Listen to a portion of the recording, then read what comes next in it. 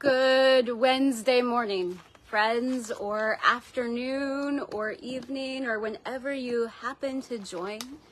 For those that I might not know well, I'm Reverend Jennifer Finley, our Momentum and Discipleship Pastor at First United Methodist Church here in Kirksville. And at least in Kirksville, it is an overcast but beautiful June day. I'm joining you from my front porch, where it seemed like a good time to sit together with you on this slightly cooler than it's been June morning. This is our time that we come together each week and share together how God is moving in our world, how God is moving in our spirits, how God is meeting us. I have shared before that I have come to treasure this time, and I'm so grateful that you are a part of it. It has become a really important time in my own spiritual practice, and thank you for being a part of that. As I was thinking about what to share this morning, I was thinking about how this is a season of green. I may just nickname it the summer that for myself, the season of green. As you can see behind me, the bushes in front of my house are growing out of proportion and are bright, vivid green. In the fall, it's also a little windy out here. In the fall, those are bright red bushes, but today they are a vivid bright green. All around us are green plants. It seems to be a season that reminds us of growth. You'll see some hanging baskets that I have that are bringing me joy and reminding me of that season of green all around us. There is green and new life and growth. And that also is true in the seasons of our church year. Last week, I shared with you a little bit about the rhythms of our church calendar. Those of you who worship with us, either online or in person, will notice that in our sanctuary, our colors change. And here in a week or two, they will be changing to green. And they will be green for what feels like a very long time. That season of green, or common time, as sometimes we refer to it, lasts from Pentecost. We're leaving our red up for a couple of weeks because we love the red. But lasts from Pentecost Sunday all the way until we get into Advent, right before Christmas. And that seems like a long time. There are times in there where even I say, are we done with the green yet? It's called common time, but sometimes I like to call it simply the season of green. And that season of green often can be a time of growth, a time when in our cultural rhythms in the summer, we maybe sink our roots, our feet, our hands deep into the world around us, where we play in nature a little bit, where our rhythms are a little bit different.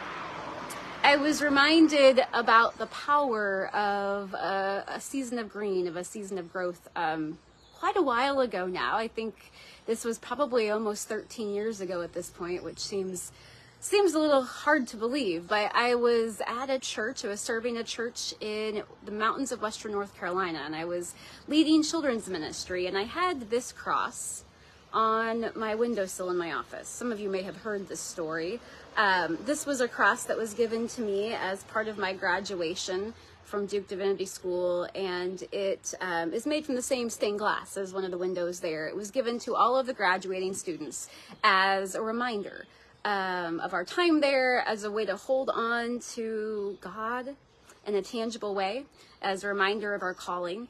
And every year was different. Colors, ours happened to be the color green. And I love it because, as you can see, the light shines through it in a way that is just beautiful. But about 13 years ago, I had this sitting on my windowsill.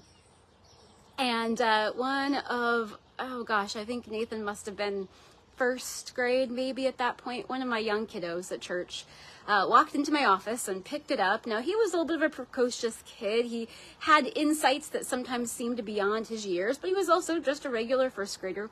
He picked this up and he looked through it like you might look through a looking glass.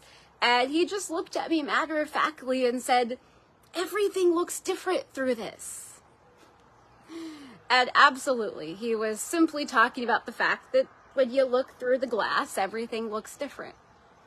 And yet that comment has stayed with me for all of these years, because everything does look different. Whether it's looking through the cross and God's love and allowing God's love to filter the world for us, or today what I'm thinking about is when I look through this color green, everything looks different. Everything is cast in that season of green, that season of growth, that opportunity. And so I wanted to share that with you today because it has come back to me. But I also wanted to share with you that sometimes in this season of green, that by the time we get to the fall can seem kind of long. One of the opportunities of the common time of the season of green is indeed to sink our roots deep, to think together, to pray together about how God is moving in our lives, about that question that we ask every week: how is God showing up for us? And to think about the practices that help us cultivate answers to those questions. So as I was thinking about the practices that help cultivate some of that attention, I was thinking about paying attention, simply paying attention. Our world swirls so fast that sometimes, at least I know I don't always take time to pay attention. When I was thinking about the question for myself this week, where have I seen God? And as I'm thinking about the season of green, my answer to that question comes in two parts. One is from our Sunday morning. A lot happens in worship on Sunday morning, and sometimes I can miss the smaller moments. But this week, two of our youngest kids at church had agreed, along with their parents, to process our offering boxes forward, to bring forward the gifts of our congregation, not just our financial gifts, but the gifts of ourselves. And they had such looks of joy on their face as they came down the aisle. I know most of you, even those who join us in person, might not have been able to see their faces, but they had such looks of joy, and there was no way I couldn't stop smiling and paying attention into that moment. That was God present with me in that moment. Receiving that gift from one of our youngest kids was an incredible privilege that I would have missed if I hadn't taken the time to simply notice. The other moment was a very ordinary moment. I was in my house doing dishes or cooking or something mundane, and I happened to look out at my hanging baskets and happened to notice that there was a little hummingbird flitting around them. I don't have bird feeders out around my house because I can't seem to keep the squirrels away from them. But somehow this bird was attracted to these flowers. It was a split second. If I hadn't looked up in that moment, I might have missed it. And I went along with my tasks after that, but I took a moment to savor that. And somehow God met me in that moment as well. And those seem like ordinary things. But here's the thing: paying attention to those moments is actually a spiritual practice. Paying attention to God in the ordinary is a spiritual practice. I wanted to share as I conclude a little bit from this book. It's An Altar in the World. It's written by Barbara Brown Taylor, one of my favorite authors and preachers. But she talks a lot about the ordinary ways in which we can cultivate this sense of seeing God in our daily lives. The practices that help sustain us and the practices that help us grow in those green seasons. And she talks a little about this. She introduces it, and then she says, the practice of paying attention really does take time. Most of us move so quickly that our surroundings become no more than the blurred scenery we fly past on our way to somewhere else. We pay attention to the speedometer, the wristwatch, the cell phone, the list of things to do, all of which feed our illusion that life is manageable. Meanwhile, none of them meets the first criterion for reverence, which is to remind us that we are not gods. If anything, these devices sustain the illusion that we might not yet be gods. If only we could find some way to do them faster. That one got me. But then she says, reverence requires a certain pace. It requires a willingness to take detours, even side trips, which are not part of the original plan. Early in the Bible, there was a story about Moses, who would turn out to be God's great partner in the liberation of the people from Israel and bondage in Egypt. He was not that yet. He was still a fugitive from justice, hiding in the Arabian desert to beat a murderer rat back in Egypt. Moses' life changed one day while he was tending his father-in-law's sheep. According to the storyteller, he had led the flock beyond the wilderness to Horeb, the mountain of God. When an angel of God appeared to him in a burning bush, the bush was not right in front of Moses. However, it must have been over to the side somewhere, because when Moses saw it, he said, I must turn aside and look at this great sight and see what the bush is not burned up. The bush required Moses to take a time out, at least if he wanted to do more than glance at it. He could have done that. He could have seen the flash of red out of the corner of his eye and said, oh, how pretty, and kept on right on driving the sheep. He did not know that it was an angel in the bush, after all. Only the storyteller knew that. Moses could have decided that he would come back tomorrow to see if the bush was still burning. When he had a little bit more time, or only then, he would not have been Moses. He would have just been a guy who got away with murder without ever discovering what else his life might have been about. What made him Moses was his willingness to turn aside. Wherever he was supposed to be going, and whatever else he was supposed to be doing, he decided it could wait a minute. He parked the sheep and left the narrow path in order to take a closer look at a marvelous sight. When he did, the storyteller says, God noticed. God dismissed the angel and took over the bush.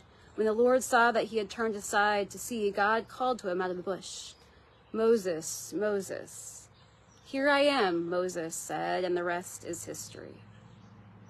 Before God asked Moses to do anything else, however, God asked Moses to take off his shoes. Come no closer, God warned, not because the ground was hot, but because it was holy. The ground was holy, friend. The ground is holy all around us. And I know that most of us don't think of us as Moses, and most of us really long for a burning bush. Sometimes they show up in the ways that we don't expect. She goes on to say, I have never been presented with a burning bush, but I did see a garden turn golden once. I must have been 16, earning summer spending money by keeping a neighbor's cats while she was away. The first time I let myself into the house, the fleas leapt on my legs like airborne piranha. Brushing them off as I opened cat food and cleaned litter pans, I finally fled through the back door with the bag of trash my employer had left for me to carry to the cans out back. I could hear the fleas inside flinging themselves against the plastic so that it sounded as if light rain were falling inside the bag. I could not wait to be shed of it, which is why I was in a hurry.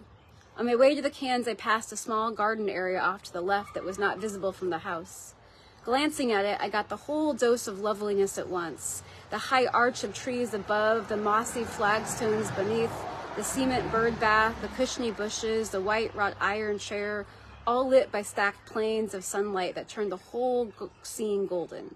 It was like a door to another world. I had to go through it.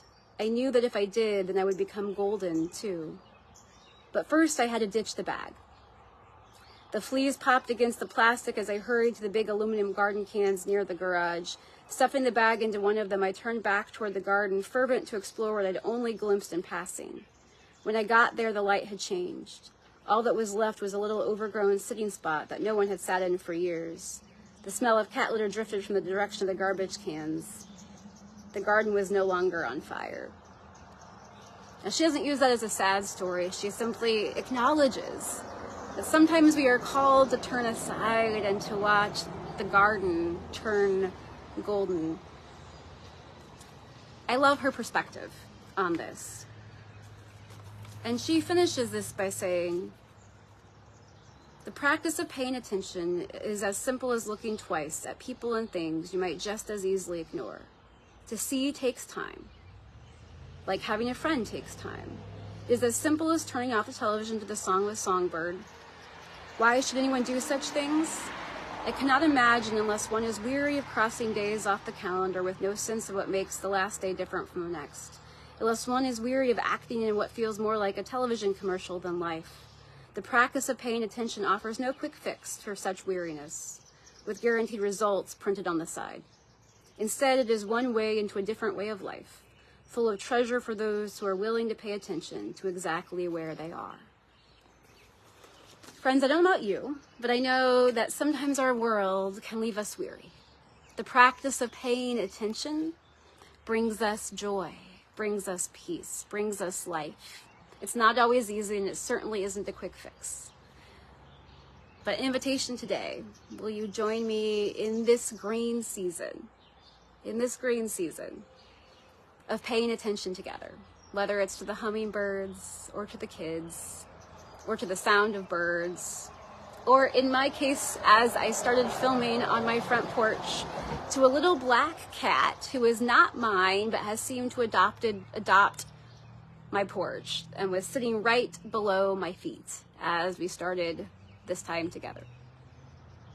Will you join me in this practice of paying attention in this green season? And if you will, I would love to hear your stories, either in these comments or in these coming weeks. Go in peace, my friends.